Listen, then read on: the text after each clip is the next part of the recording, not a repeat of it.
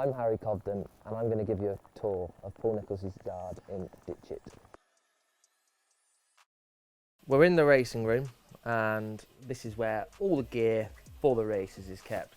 So we've got, don't know what you call them, rugs, jackets, racing jackets, sponsored jackets, obviously the colours, roller sheets, rollers, cooling rugs, extra light racing girths when we're struggling with the old weight, heavy racing girths, lead ropes, chiftneys, head collars, more lead ropes, fancy racing lead ropes, breastplates.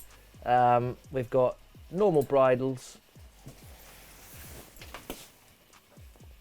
nose bands and grackles and more bridles, blinkers, hoods. This is what you need for a racing yard, and obviously a good washing machine and a very good dryer, so we've got an industrial spec one for all of that. But yeah, this is Julia's pride and joy, and no one's allowed to come in here and make a mess. So we better get out of here in a minute. This is Brave Man's Game. He obviously needs no introduction. He's multiple Grade 1 winner, obviously won a King George. Yeah, he's been the most fantastic horse for us in this yard. He's ran some decent races this year, but probably not to the level that he probably has done in the past. Just round here we have Nappa Hill. He's got this cage on because he's a crib biter. So basically when you're a crib biter, you basically windsock on the door. So he's got this cage in there, so he can't windsock on the door. But probably does it at the back of the stable rather than the front. But it's not the nicest thing to see. But brilliant little horse. He's just come back from an injury. He's a little winning machine.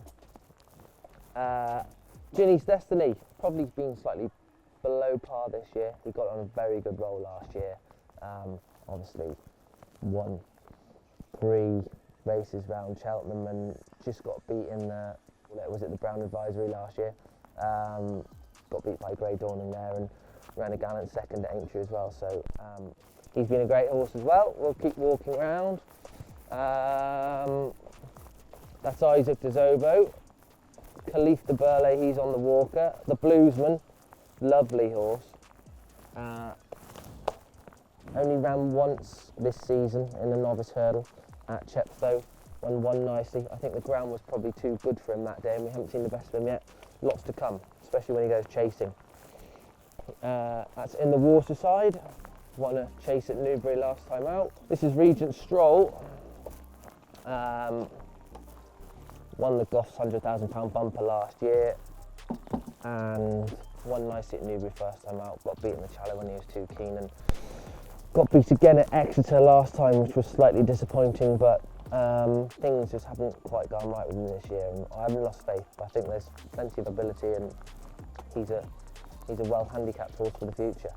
I wish we had a masterminded a Corto Star and a Big Bucks and a Denman, but we haven't quite got them in here anymore. But I mean, the quality of horse that's been in this yard over the last 25 years has been unbelievable, hasn't it? You know, you had Corto Star, which is probably the greatest racehorse we've ever seen in the last, well, probably since Arkle, is it?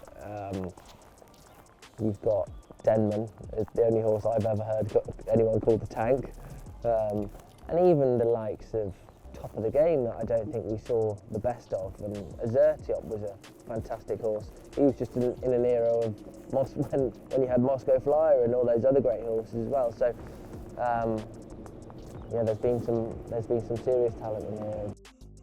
We're at the centre of the yard in Ditchit, and this is the only barn in the top yard. I think Mr. Barber used to milk his cows out of here in probably 1970s or 1960s or whenever it was. Probably even before that, I don't know. But so yeah, this barn has seen plenty of cows and horses, and the only bit that's covered, hence why we're stood in here on this rainy morning. Yeah, this box needs no introduction. He obviously won the Grand National when he was in this stable. He's got Active Innocence in there now, so he's got some big boots to fill, but he's quite a smart horse.